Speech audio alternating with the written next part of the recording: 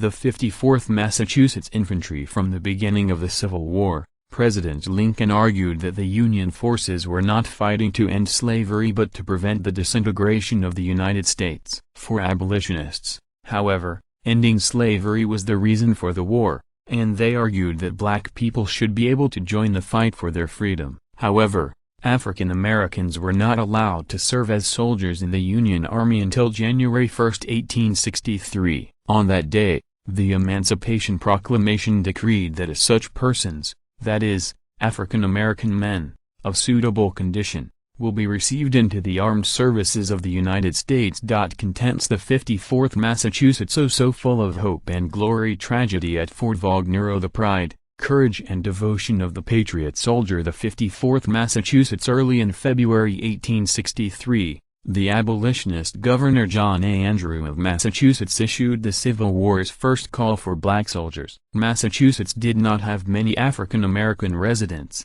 but by the time 54th Infantry Regiment headed off to training camp 2 weeks later, more than 1,000 men had volunteered. Many came from other states, such as New York, Indiana and Ohio. Some even came from Canada. 1/4 of the volunteers came from slave states and the Caribbean. Fathers and sons, some as young as 16, enlisted together. The most famous enlistees were Charles and Lewis Douglas, two sons of the abolitionist Frederick Douglass. Did you know? The 1989 movie O Glory told the story of the 54th Massachusetts Infantry. It won 3 Academy Awards. To lead the 54th Massachusetts, Governor Andrew chose a young white officer named Robert Gould Shaw. Shaw's parents were wealthy and prominent abolitionist activists. Shaw himself had dropped out of Harvard to join the Union Army and had been injured in battle at Antietam. He was just 25 years old.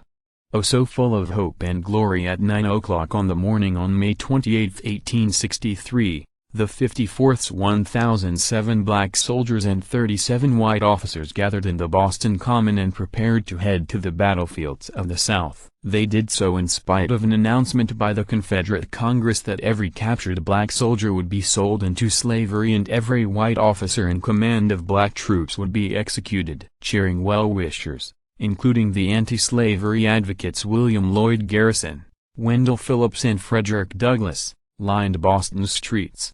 "Oh no, not comma," Governor Andrew said at the close of the parade. "You are in all human history to any given 1,000 men in arms there has been committed a work at once so proud, so precious, so full of hope and glory as the work committed to you." That evening, the 54th Infantry boarded a transport ship bound for Charleston. Tragedy at Fort Wagner. Colonel Shaw and his troops landed at Hilton Head on June 3. The next week, they were forced by Shaw's superiors to participate in a particularly destructive raid on the town of Darien, Georgia. The colonel was furious. His troops had come south to fight for freedom and justice, he argued, not to destroy undefended towns with no military significance. He wrote to General George Strong and asked if the 54th might lead the next Union charge on the battlefield. Even as they fought to end slavery in the Confederacy, the African American soldiers of the 54th were fighting against another injustice as well. The U.S. Army paid black soldiers $10 a week.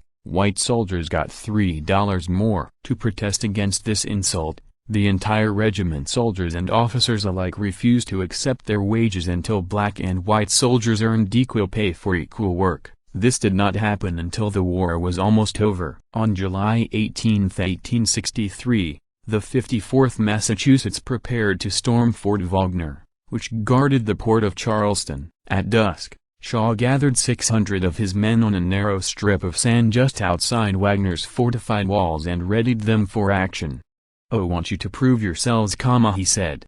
"Oh, the eyes of thousands will look on what you do tonight." As night fell, Shaw led his men over the walls of the fort. This was unusual. Typically, officers followed their soldiers into battle. Unfortunately, the Union generals had miscalculated. 1,700 Confederate soldiers waited inside the fort, ready for battle. The men of the 54th were outgunned and outnumbered. 281 of the 600 charging soldiers were killed, wounded or captured. Shaw himself was shot in the chest on his way over the wall and died instantly. To show their contempt for the soldiers of the 54th, The Confederates dumped all of their bodies in a single unmarked trench and cabled Union leaders that have buried Shaw with his niggers. The Southerners expected that this would be such an insult that white officers would no longer be willing to fight with black troops. In fact, the opposite was true. Shaw's parents replied that there could be no holier place to be buried than surrounded by broken bar brave and devoted soldiers. The 54th lost the battle at Fort Wagner,